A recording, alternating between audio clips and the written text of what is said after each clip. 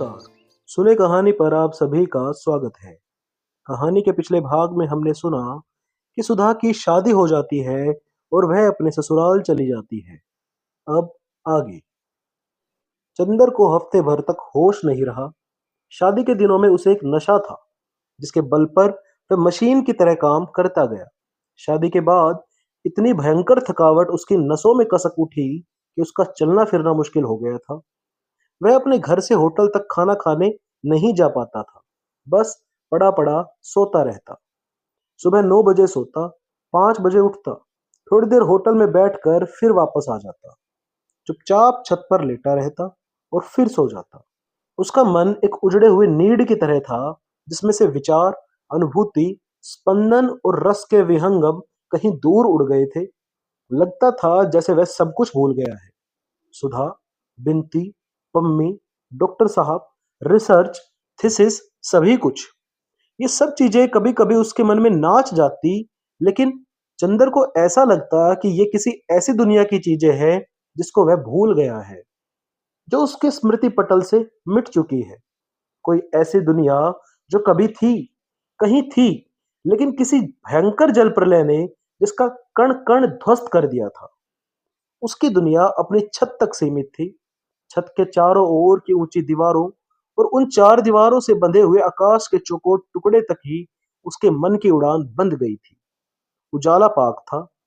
पहले वह लुब्धक तारे की रोशनी देखता, फिर धीरे धीरे चांद की दुधिया रोशनी सफेद कफन की तरह छा जाती और वह मन में थके हुए स्वर जैसे चांदनी को ओढ़ता हुआ सा कहता, सो जा मुर्दे, सो जा। छठे दिन उसका मन कुछ ठीक हुआ। थकावट जो एक केंचुल की तरह उस पर छाई हुई थी, धीरे धीरे उतर गई और उसे लगा जैसे मन में कुछ टूटा हुआ सा दर्द कसक रहा है। यह दर्द क्यों है, कैसा है, यह उसके कुछ समझ में नहीं आता था। 5 बजे थे लेकिन धूप बिल्कुल नहीं थी।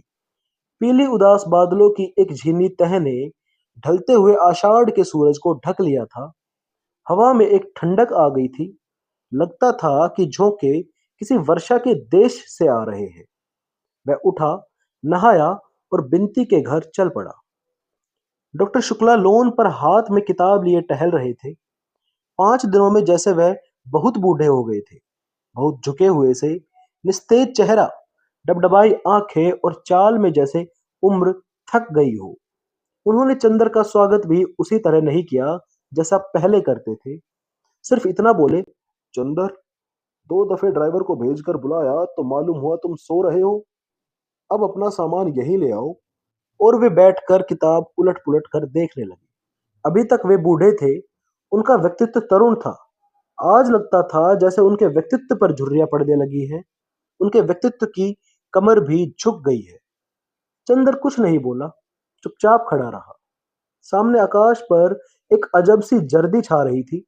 डॉक्टर साहब ने किताब बंद की और बोले, सुना है कॉलेज के प्रिंसिपल आ गए हैं।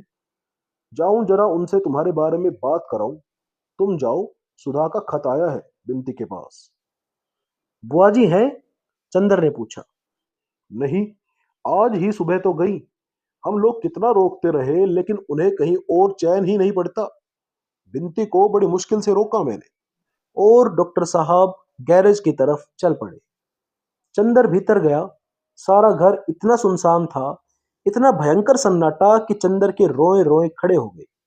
शायद मौत के बाद का घर भी इतना नीरव और इतना भयानक न लगता होगा जितना यह शादी के बाद का घर। सिर्फ रसोई से कुछ खटपट की आवाज आ रही थी। बिनती, चंदर ने पुकारा। बिनती चौके में थी। वह निकल आई। बिनती को देखते ही चंदर दंग हो गया। वह लड़की इतनी दुबली कैसे हो गई, जैसे कि बीमार हो। रो रोकर उसकी आंखें सूज गई थी और होठ मोटे पड़ गए थे। चंदर को देखते ही उसने कढ़ाई उतार कर नीचे रख दी और बिखरी हुई लटें सुधार कर आंचल ठीक कर बाहर निकल आई। कमरे से खींचकर एक चौकी आंगन में डालकर चंदर से बहुत उदास स्वर में बोली, बैठिए। घर कितना सूना लग रहा है बिनती। तुम अकेले कैसे रहती होंगी? चंदर ने कहा। बिनती की आंखों में आंसू छलछला आए। बिनती, रोती क्यों हो? छी, मुझे देखो, मैं कैसे पत्थर बन गया हूं। क्यों? तुम तो इतनी अच्छी लड़की हो। चंदर ने बिंती के कंधे पर हाथ रखकर कहा। बिंती ने आंसू भरी पलकें चंदर की ओर उठाई और बड़े ही कातर स्वर में कहा, आप देवता हो सकते हैं, लेकिन हर एक तो देवता नहीं। फिर आपने कहा था आप आएंगे बराबर, पिछले हफ्ते से आए भी नहीं। यह भी नहीं सोचा कि हमारा क्या हाल होगा। रोज सुबह शाम कोई भी आता तो हम दौड़कर देखते कि आप आए हैं या नहीं। दीदी आपकी थी बस, उन तक आपका रिश्ता था। हम तो आपके कोई है ही नहीं। नहीं बिनती, इतने थक गए थे हम कि कहीं आने जाने की हिम्मत ही नहीं पड़ती थी। बुआ जी को जाने क्यों दिया तुमने? उन्हें रोक लेती, चंदर ने कहा। अरे, वह थी तो रोने भी नहीं देती थी। मैं 2-3 दिन तक रोई तो मुझ पर बहुत बिगड़ी और महाराजन से बोली, हमने तो ऐसी लड़की ही नहीं देखी। बड़ी बहन का ब्याह हो गया तो मारे जलन के दिन रात आंसू बहा बहा कर अमंगल बनाती है। जब बखत आएगा तब ही शादी करेंगे कि अभी ही किसी के साथ निकाल दूं? बोलो। बिनती ने गहरी सांस लेकर कहा, आप समझ नहीं सकते कि जिंदगी कितनी खराब है। अब तो हमारी तबीयत होती है कि मर जाएं। अभी तक दीदी थी, सहारा दिए रहती थी, हिम्मत बंधाए रहती थी। अब तो कोई नहीं हमारा। छी, ऐसी बातें नहीं करते बिनती। महीने भर में सुधा आ ही जाएगी, और माँ की बातों का क्या बुरा मानना। आप लड़की होते तो समझते चंदर बाबू, बिनती बोली और जाकर एक तश्तरी में नाश्ता ले आई। लो, दीदी कह गई थी कि चंदर के खाने पीने का ख्याल रखना, लेकिन यह किसको मालूम था कि दीदी के जाते ही चंदर गैर हो जाएंगे। नहीं बिनती, तुम गलत समझ रही हो। जाने क्यों एक अजीब सी खिन्नता मन में आ गई थी। कुछ करने की तबीयत ही नहीं होती थी। आज कुछ तबीयत ठीक हुई है तो सबसे पहले तुम्हारे ही पास आया बिनती।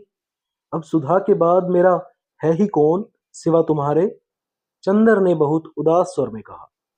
तभी ने उस दिन मैं बुलाती रह गई और आप यह गए वह गए और आंख से ओझल। मैंने तो उसी दिन समझ लिया था अब पुराने चंद्र बाबू बदल गए, बिनती ने रोते हुए कहा। चंदर का मन भर आया था, गले में आंसू अटक रहे थे, लेकिन आदमी की जिंदगी भी कैसी अजब होती है। वह रो भी नहीं सकता था, माथे पर दुख की रेखा भी झलकने नहीं दे सकता था, इसलिए कि सामने कोई ऐसा था जो खुद दुखी था, और सुधा की थाती होने के नाते बिनती को समझाना उसका पहला कर्तव्य था। बिनती के आंसू रोकने के लिए वह खुद अपने आंसू पी गया और बिनती से बोला, लो, तुम भी खाओ कुछ। बिनती ने मना किया तो उसने अपने हाथ से बिनती को खिला दिया। बिनती चुपचाप खाती रही, रह रहकर आंसू पोंछती रही। इतने में महाराजिन आई। बिनती ने चौके के काम समझा दिए और चंदर से बोली, चलिए ऊपर चले। चंदर ने चारों ओर देखा। घर का सन्नाटा वैसा ही था। सहसा उसके मन में एक अजीब सी बात आई। सुधा के साथ कभी भी कहीं भी वह जा सकता था, लेकिन बिनती के साथ अकेले छत पर जाने में क्यों उसके अंतःकरण ने गवाही नहीं दी। वह चुपचाप बैठा रहा। बिनती कुछ भी हो, कितनी ही समीप क्यों न हो, बिनती सुधा तो नहीं थी। सुधा हो ही नहीं सकती थी। अरे नहीं, यही ठीक है, चंदर बोला। बिनती गई, सुधा का पत्र ले आई। चंदर का मन जाने कैसा होने लगा। लगता था जैसे अब आंसू नहीं रुकेंगे। उसके मन में सिर्फ इतना आया कि अभी 72 घंटे पहले सुधा यही थी, इस घर की प्राण थी। आज लगता है कि इस घर में सुधा थी ही नहीं। आंगन में अंधेरा होने लगा था। वह उठकर सुधा के कमरे के सामने पड़ी हुई कोच पर बैठ गया और बिनती ने बत्ती जला दी। खत छोटा सा था। डॉक्टर चंद्र बाबू, क्या तुम कभी सोचते थे कि तुम इतनी दूर होंगे और मैं तुम्हें खत लिखूंगी? लेकिन खैर, अब तो घर में चैन की बंसी बजाते होंगे। एक अकेले मैं ही कांटे जैसी खटक रही थी, उसे भी तुमने निकाल फेंका। अब तुम्हें न कोई परेशान करता होगा, न तुम्हारे पढ़ने लिखने में बाधा पहुंचती होगी। अब तो तुम 1 महीने में 10-12 थीसिस लिख डालोगे। जहां दिन में 24 घंटे तुम आँख के सामने रहते थे, वहां अब तुम्हारे बारे में एक शब्द सुनने के लिए तड़प उठती हूँ। कई दफे तबीयत आती है, जैसे बिनती से तुम्हारे बारे में बातें करती थी, वैसे ही इनसे तुम्हारे बारे में बातें करूं। लेकिन ये तो जाने कैसी कैसी बातें करते हैं। और सब ठीक है, यहाँ मुझे बहुत आज़ादी है। माँ जी बहुत अच्छी है, पर्दा बिल्कुल नहीं करती। अपने पूजा के सारे बर्तन पहले ही दिन हमसे मंजवाई। देखो, पापा का ध्यान रखना। और बिनती को जैसे मैं छोड़ आई हूँ, उतनी ही मोटी रहे। मैं महीने भर बाद आकर तुम्ही से बिनती को वापस लूंगी, समझे? यह न करना कि मैं न रहूं तो मेरे बजाय बिनती को रुला रुला कर, कुढ़ा कुढ़ा कर मार डालो, जैसी तुम्हारी आदत है। चाय ज्यादा मत पीना। खत का जवाब फौरन। तुम्हारी सुधा। चंदर ने चिट्ठी एक बार फिर पढ़ी, दो बार पढ़ी, और बार बार पढ़ता गया। हल्के हरे कागज पर छोटे छोटे काले अक्षर जाने कैसे लग रहे थे, जाने क्या कह रहे थे। छोटे छोटे अर्थात कुछ उनमें अर्थ था जो शब्द से भी ज्यादा गंभीर था। युगों पहले वैयाकरणों ने उन शब्दों के जो अर्थ निश्चित किए थे, सुधा की कलम में जैसे उन शब्दों को एक नया अर्थ मिल गया था। चंदर बेसुध सा तन्मय होकर उस खत को बार बार पढ़ता गया। और किस समय वे छोटे छोटे नादान अक्षर उसके हृदय के चारों ओर के कवच जैसे बौद्धिकता और संतुलन के लोह पत्र को चीर कर अंदर बिंध गए और हृदय की धड़कनों को मरोड़ना शुरू कर दिया, यह चंदर को खुद नहीं मालूम हुआ, जब तक कि उसकी पलकों से एक गर्म आंसू खत पर नहीं टपक पड़ा। लेकिन उसने बिनती से वह आंसू छिपा लिया और खत मोड़कर बिनती को दे दिया। बिनती ने खत लेकर रख लिया और बोली, अब चलिए खाना खा लीजिए। चंदर इनकार नहीं कर सका। महाराजी ने थाली लगाई और बोली, भैया, नीचे अभिन आंगन धोवा जाए, आप जाय के ऊपर खाए ले। चंदर को मजबूरन ऊपर जाना पड़ा। बिनती ने खाट बिछा दी, एक स्टूल डाल दिया, पानी रख दिया और नीचे थाली लेने चली गई। चंदर का मन भारी हो गया था। यह वही जगह है, वही खाट है जिस पर शादी की रात वह सोया था। इसी के पिता ने सुधा आकर बैठी थी, अपने नए सुहाग में लिपटी हुई सी। यहीं पर सुधा के आंसू गिरे थे। बिनती थाली लेकर आई और नीचे बैठकर पंखा करने लगी। हमारी तबीयत तो है नहीं खाने की बिनती, चंदर ने भर्राए हुए स्वर में कहा। अरे, बिना खाए पिए कैसे काम चलेगा? और फिर आप ऐसा करेंगे तो हमारी क्या हालत होगी? दीदी के बाद और कौन सहारा है? खाइए। और बिनती ने अपने हाथ से एक कोर बनाकर चंदर को खिला दिया। चंदर खाने लगा। चंदर चुप था। वह जाने क्या सोच रहा था। बिनती चुपचाप बैठी पंखा झल रही थी। क्या सोच रहे हैं आप? बिनती ने पूछा। कुछ नहीं, चंदर ने उतनी ही उदासी से कहा। नहीं बताइएगा। बिनती ने बड़े कातर स्वर में कहा। चंदर एक फीकी मुस्कान के साथ बोला, बिनती, अब तुम इतना ध्यान न रखा करो। तुम समझती नहीं बाद में कितनी तकलीफ होती है। सुधा ने क्या कर दिया है यह वह खुद नहीं समझती। कौन नहीं समझता? बिनती ने गहरी सांस लेकर बोला। दीदी नहीं समझती या हम नहीं समझते? सब समझते हैं, लेकिन जाने मन कैसा पागल है कि सब कुछ समझकर धोखा खा जाता है। अरे, दही तो आपने खाया ही नहीं। वह पूड़ी लाने चली गई और इस तरह दिन कटने लगे। जब आदमी अपने हाथ से आंसू मोल लेता है, अपने आप दर्द का सौदा करता है, तब दर्द और आंसू तकलीफ देह नहीं लगते। और जब कोई ऐसा हो जो आपके दर्द के आधार पर आपको देवता बनाने के लिए तैयार हो और आपके एक एक आंसू पर अपने सौ सौ आंसू बिखेर दे, तब तो कभी कभी तकलीफ भी भली मालूम देने लगती है। लेकिन फिर भी चंदर के दिन कैसे कट रहे थे यह वही जानता था। लेकिन अकबर के महल में जलते हुए दीपक को देखकर अगर किसी ने जाड़े की रात जमुना के घुटनों घुटनों पानी में खड़े होकर काट दी, तो चंदर अगर सुधा के प्यारे प्यारे खतों के सहारे समय काट रहा था तो कोई ताजुब नहीं। अपने अध्ययन में प्रौढ़, अपने विचारों में उदार होने के बावजूद चंदर अपने स्वभाव में बच्चा था, जिससे जिंदगी कुछ भी करवा सकती थी, बशर्ते जिंदगी को यह आता हो कि इस भोले भाले बच्चे को कैसे बहलावा दिया जाए। बहलावे के लिए मुस्काने ही जरूरी नहीं होती, शायद आंसुओं से मन जल्दी बहल जाता है। बिनती के आंसुओं में चंदर सुधा की तस्वीर देखता था और बहल जाता था। मैं रोज शाम को आता और बिनती से सुधा की बातें करता, जाने कितनी बातें, जाने कैसी बातें, और बिनती के माध्यम से सुधा में डूब कर चला आता था। चूंकि सुधा के बिना उसका दिन काटना मुश्किल था, एक क्षण कटना मुश्किल था, इसलिए बिनती उसकी एक जरूरत बन गई थी। वह जब तक बिनती से सुधा की बात नहीं कर लेता था, तब तक वह जैसे बेचैन रहता था। तब तक उसकी किसी काम में तबीयत नहीं लगती थी। जब तक सुधा सामने रही, कभी उसे यह नहीं मालूम हुआ कि सुधा का क्या महत्व है उसकी जिंदगी में। आज जब सुधा दूर थी, तो उसने देखा कि सुधा उसकी सांसों से भी ज्यादा आवश्यक थी उसकी जिंदगी के लिए। लगता था वह एक क्षण सुधा के बिना जिंदा नहीं रह सकता।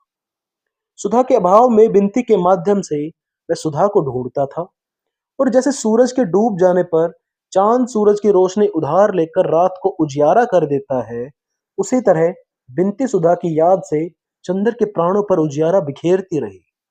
चंदर बिनती को इसी तरह अपनी सांसों की छां में दुबकाए रहा, जैसे बिनती सुधा का स्पर्श हो, सुधा का प्यार हो।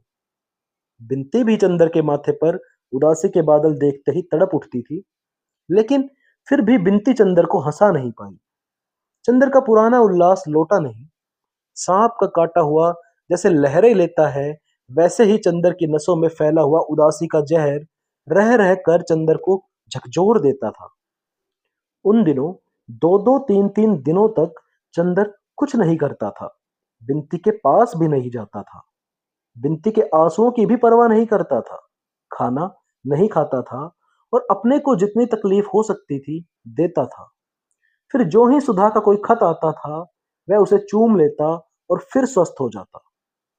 बिनती चाहे जितना करे, लेकिन चंदर की इन भयंकर उदासी की लहरों को चंदर से छीन नहीं पाई थी।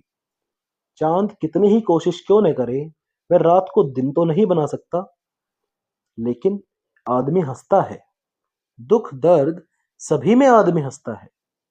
जैसे हंसते हंसते आदमी की प्रसन्नता थक जाती है, वैसे ही कभी कभी रोते रोते आदमी की उदासी थक जाती है, और आदमी करवट बदलता है ताकि हंसी की छां में कुछ विश्राम कर फिर वह आंसुओं की कड़ी धूप में चल सके। ऐसी ही एक सुबह थी, जब चंदर के उदास मन में आया कि वह थोड़ी देर हंस ले। बात यूं थी कि उसे शैली की एक कविता बहुत पसंद आई, जिसमें शैली ने भारतीय मलयज को संबोधित किया है। उसने अपना शैली कीट्स का ग्रंथ उठाया और उसे खोला, तो वही आम के अचार के दाग सामने पड़ गए जो सुधा ने शरारतन डाल दिए थे। बस वह शैली की कविता तो भूल गया, और उसे याद आ गई आम की फांक और सुधा की शरारत से भरी शोक आंखें। फिर तो एक के बाद दूसरी शरारत प्राणों में उठ उठ कर चंदर की नसों को गुदगुदाने लगी, और चंदर उस दिन जाने क्यों हंसने के लिए व्याकुल हो उठा। उसे ऐसा लगा जैसे सुधा की यह दूरी, यह अलगाव सभी कुछ झूठ है। सच तो वे सुनहले दिन थे जो सुधा की शरारतों से मुस्कुराते थे, सुधा के दुलार में जगमगाते थे। और कुछ भी हो जाए, सुधा उसके जीवन का एक ऐसा अमर सत्य है जो कभी भी डगमगा नहीं सकता। अगर वह उदास होता, दुखी होता है, तो वह गलत है। वह अपने ही आदर्श को झूठा बना रहा है, अपने ही सपने का अपमान कर रहा है।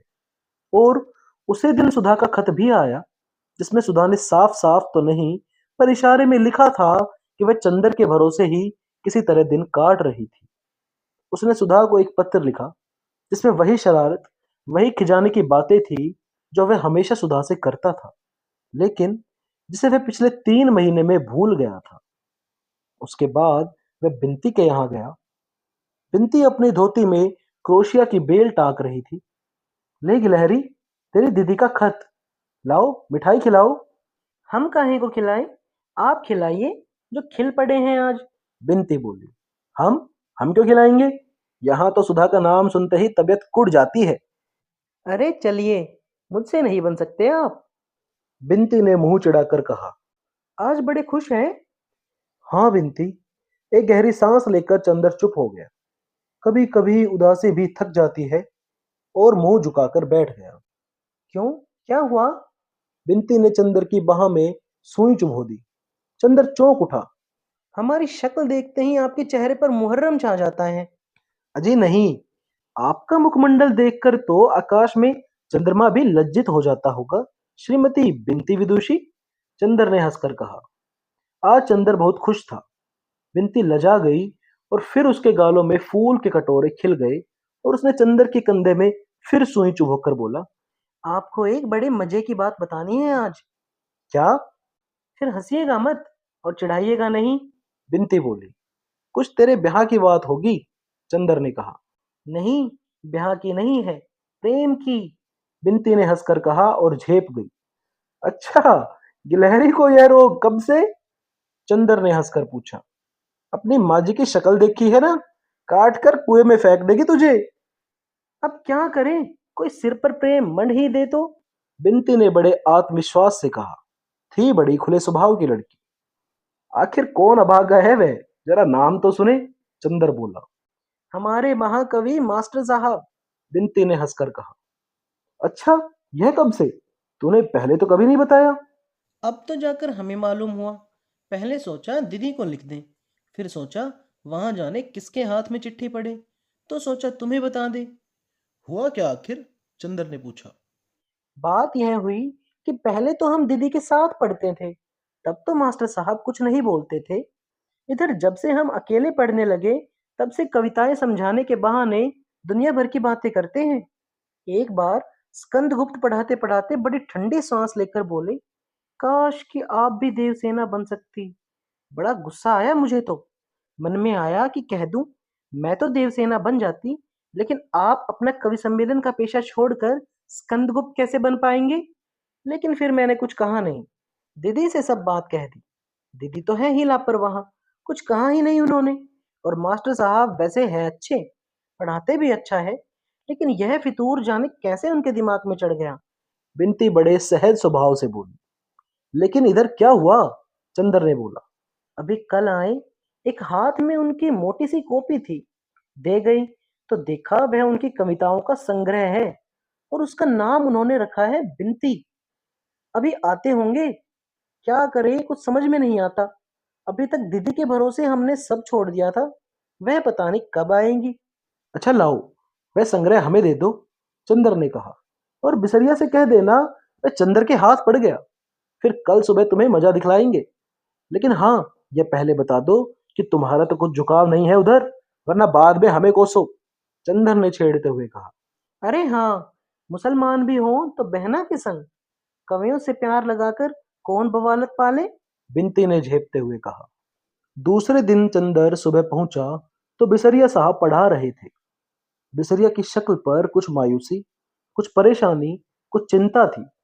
उसको बिनती ने बता दिया था कि संग्रह चंदर के पास पहुंच गया है। चंदर को देखते ही वह बोला, अरे कपूर, क्या हाल है? और उसके बाद अपने को निर्दोष बताने के लिए फौरन बोला, कहो, हमारा संग्रह देखा है? हाँ देखा है, जरा आप इन्हें पढ़ा लीजिए, आपसे कुछ जरूरी बातें करनी है।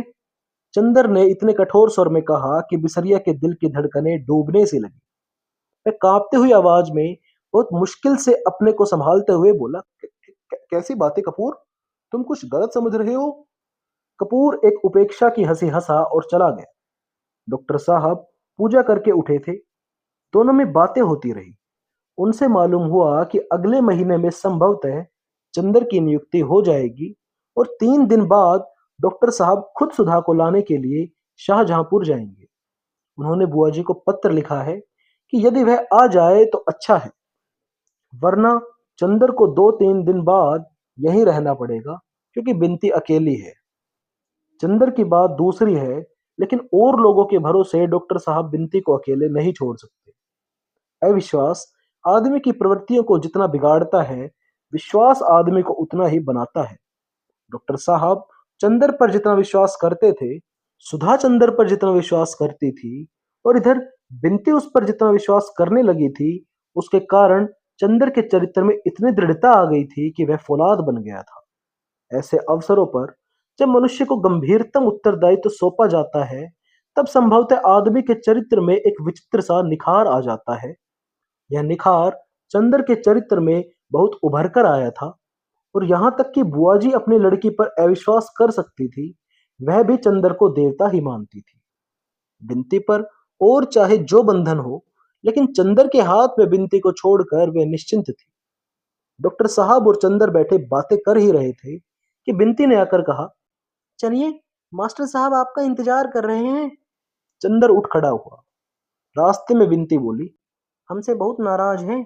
कहते हैं तुम्हें हम ऐसा नहीं समझते थे। चंदर कुछ नहीं बोला, जाकर बिसरिया के सामने कुर्सी पर बैठ गया। तुम जाओ बिनती। बिनती चली गई तो चंदर ने कहा बहुत गंभीर स्वरों में, बिसरिया साहब, आपका संग्रह देखकर बहुत खुशी हुई, लेकिन मेरे मन में सिर्फ एक शंका है। यह बिनती नाम के क्या माने हैं? बिसरिया ने अपने गले की टाई ठीक की। वह गर्मी में भी टाई लगाता था और दिन में नाइट कैप पहनता था। टाई ठीक कर खखार कर बोला, मैं यह नहीं समझता था कि आपको यह गलतफहमी होगी, लेकिन वास्तविक बात यह है कि मुझे मध्यकाल की कविता बहुत पसंद है। खास तौर में उसमें बिनती शब्द बहुत मधुर है। मैंने यह संग्रह तो बहुत पहले ही तैयार किया था। मुझे बड़ा ताज्जुब हुआ जब मैं बिनती से मिला। मैंने उनसे कहा कि यह संग्रह भी बिनती नाम का है। फिर मैंने उन्हें लाकर दिखला दिया। चंदर मुस्कुराया और मन ही मन कहा, है बिसरिया बहुत चालाक, लेकिन खैर मैं हार नहीं मान सकता। और बहुत गंभीर होकर बैठ गया। तो यह संग्रह इस लड़की के नाम पर नहीं है? बिल्कुल नहीं। और बिनती के लिए आपके मन में कोई आकर्षण नहीं? बिल्कुल नहीं। छी, आप मुझे क्या समझते हैं? बिसरिया बोला। छी, मैं भी कैसा आदमी हूं। माफ करना बिसरिया, मैंने व्यर्थ में शक किया। बिसरिया यह नहीं जानता था कि यह दाव इतना सफल होगा। वह खुशी से फूल उठा। सहसा चंदर ने एक गहरी सांस ली। क्या बात है चंदर बाबू? बिसरिया ने पूछा।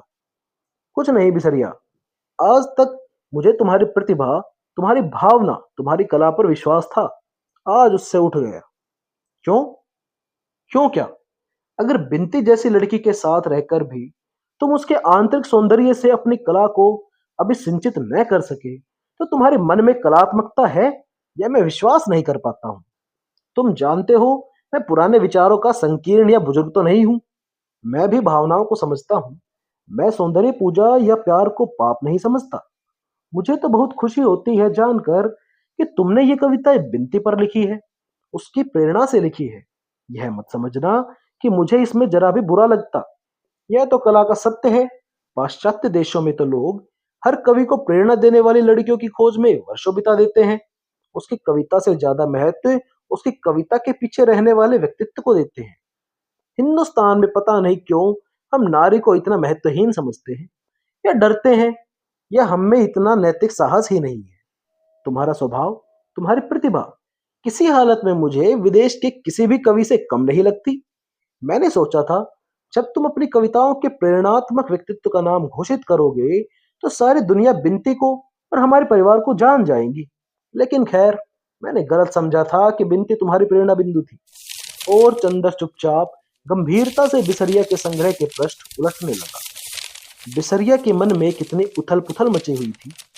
चंदर का मन इतना विशाल है, यह उसे कभी नहीं मालूम था। यहाँ तो कुछ छिपाने की जरूरत ही नहीं है। और जब चंदर इतना स्पष्ट बातें कर रहा है, तो बिसरिया क्यों छिपाए? कपूर, मैं तुमसे कुछ नहीं छिपाऊंगा।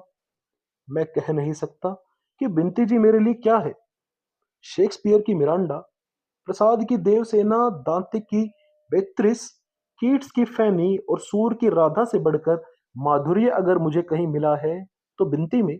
इतना इतना डूब गया मैं बिनती में कि एक कविता भी नहीं लिख पाया। मेरा संग्रह छपने जा रहा था। मैंने सोचा कि इसका नाम ही क्यों न बिनती रखूं। चंदर ने बड़ी मुश्किल से अपनी हंसी रोकी। दरवाजे के पास छिपी खड़ी हुई बिनती खिलखिलाकर हंस पड़ी। चंदर बोला, नाम तो बिनती बहुत अच्छा सोचा तुमने, लेकिन सिर्फ एक बात है, मेरे जैसे विचार के लोग सभी नहीं होते। अगर घर के और लोगों को यह मालूम हो गया, मसलन डॉक्टर साहब को, तो वह न जाने क्या कर डालेंगे। इन लोगों को कविता और उसकी प्रेरणा का महत्व ही नहीं मालूम। उस हालत में अगर तुम्हारी बहुत बेइज्जती हुई, तो न हम कुछ बोल पाएंगे और न बिनती। डॉक्टर साहब पुलिस को सौंप दे, यह अच्छा नहीं लगता। वैसे मेरी राय है कि तुम बिनती ही नाम रखो। बड़ा नया नाम है। लेकिन यह समझ लो कि डॉक्टर साहब बहुत सख्त हैं इस मामले में। बिसरिया की समझ में नहीं आता था कि वह क्या करे। थोड़ी देर सिर खुजलाता रहा, फिर बोला, क्या राय है कपूर तुम्हारी? अगर मैं कोई दूसरा नाम रखूं तो कैसा होगा? बहुत अच्छा रहेगा और सुरक्षित रहेगा। अभी अगर तुम बदनाम हो गए, तो आगे तुम्हारी उन्नति के सभी मार्ग बंद हो जाएंगे। आदमी प्रेम करे, मगर जरा सोच समझ कर। भाई देखो, मैं तो इस पक्ष में हूं। भावना को तो कोई नहीं समझता इस दुनिया में, कोई भी नहीं समझता। हम कलाकारों को कितनी मुसीबत है। एक गहरी सांस लेकर बिसरिया बोला। लेकिन खैर, अच्छा तो कपूर, क्या राय है तुम्हारी? मैं क्या नाम रखूं इसका? चंदर गंभीरता से सिर झुकाए थोड़ी देर सोचता रहा, फिर बोला, तुम्हारी कविताओं में बहुत रस है। कैसा रहे अगर तुम इसका नाम गंडेरिया रखो? क्या? बिसरिया ताज्जुब से बोला। हाँ हाँ, गंडेरिया। मेरा मतलब है गन्ने की गंडेरिया। दरवाजे के पीछे बिनती से न रहा गया और वह खिलखिलाकर हंस पड़ी और सामने आ गई। चंदर भी अट्टहास कर पड़ा। बिसरिया क्षण भर आंख फाड़े दोनों की ओर देखता रहा। उसके बाद वह जो ही मजाक समझा, उसका चेहरा लाल हो गया। हैट उठाकर बोला, अच्छा, आप लोग मजाक बना रहे थे मेरा। कोई बात नहीं, मैं देखूंगा। मिस्टर कपूर, आप अपने आप को क्या समझते हैं? वह चल दिया। अरे सुनो बिसरिया, चंदर ने पुकारा। वह हंसी रोक ही नहीं पा रहा था। बिसरिया मुड़ा, मुड़कर बोला, कल से मैं पढ़ाने नहीं आ सकता। मैं आपकी शक्ल भी नहीं देखना चाहता। उसने बिनती से कहा। अरे तो मुंह फेर कर पढ़ा दीजिएगा, चंदर बोला। बिनती फिर हंस पड़ी। बिसरिया ने मुड़कर बड़े गुस्से से देखा और पैर पटकते हुए चला गया। बेचारे कवि, कलाकार आज की दुनिया में प्यार भी नहीं कर पाते, चंदर ने कहा, और दोनों की हंसी बहुत देर तक गूंजती रही। तो कैसी लग रही है आपको हमारी यह कहानी? कमेंट्स में जरूर बताइएगा और लिख भेजिए उन किताबों और कहानियों के भी नाम जो आप हमसे सुनना चाहते हैं। मिलते हैं अगले भाग में।